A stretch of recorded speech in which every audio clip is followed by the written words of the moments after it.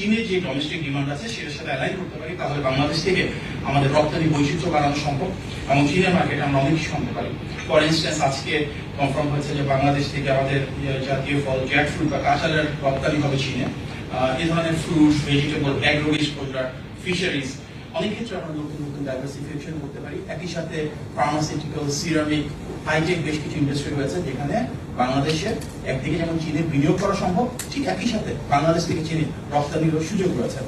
এই জন্য জয়েন্ট একটা অ্যাকশন প্ল্যান করার বিষয়ে কথা হচ্ছে, যেটা বাংলাদেশ এবং চায়নার ভেতরে হতে পারে, যার মূল উদ্দেশ্য হবে আমাদের এমনভাবে রাষ্ট্র ব্যবস্থাটাকে ঢেলে সাজানো যেখানে ডিপ্লোমেটিক টাইজের মাধ্যমে মিউচুয়াল বেনিফিট হবে, উইন উইন হবে। একদিকে যেমন বাংলাদেশেও রাষ্ট্রীয়ভাবে সহযোগিতার মাধ্যমে উপকৃত হবে, একই সাথে চীনেও তাদের বিনিয়োগটার মাধ্যমে তারা একদিকে যেমন প্রফিট পাবে, তাদের ডোমেস্টিক মার্কেটে যেন বাংলাদেশ থেকে গুডস আসবে, আমরা সাপ্লাই চেইনটা কিন্তু নতুনভাবে কাজ করতে চাই।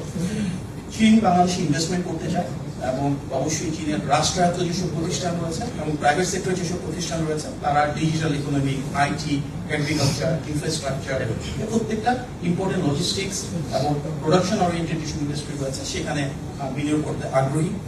কিছু চীনা ব্যাংক সামনের দিনগুলোতে বাংলাদেশে তাদের অপারেশন শুরু করতে চায়। আমাদের ফাইন্যান্সিয়াল সিস্টেমটাকে আমরা যেভাবে রিভাইভ করছি এবং সামনের দিকে নিয়ে যাচ্ছি, চীন মনে করছে যে বাংলাদেশের ব্যাংকিং খাতে বিনিয়োগ করার সুযোগ রয়েছে।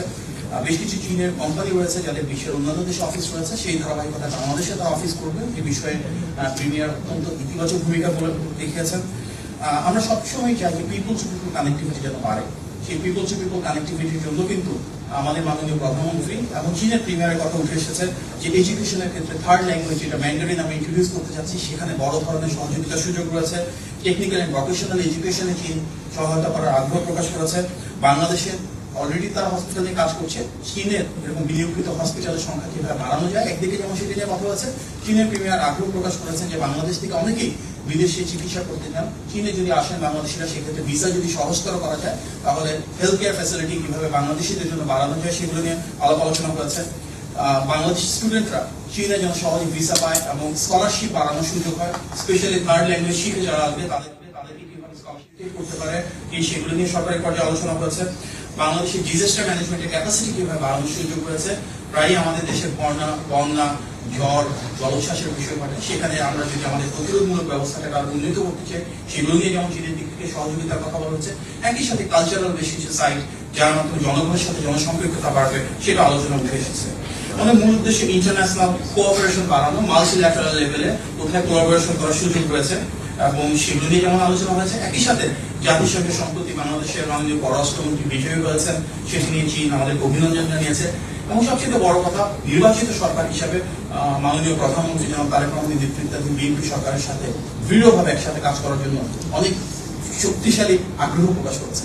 আমাদের ব্রিক্সে সম্পৃক্ততার বিষয়ে আলোচনা হয়েছে এবং ব্রিক্সে বাংলাদেশের সংযুক্ত হওয়ার ক্ষেত্রে ওনারা ইতিবাচক ভূমিকা রাখবেন সেটি বলেছেন।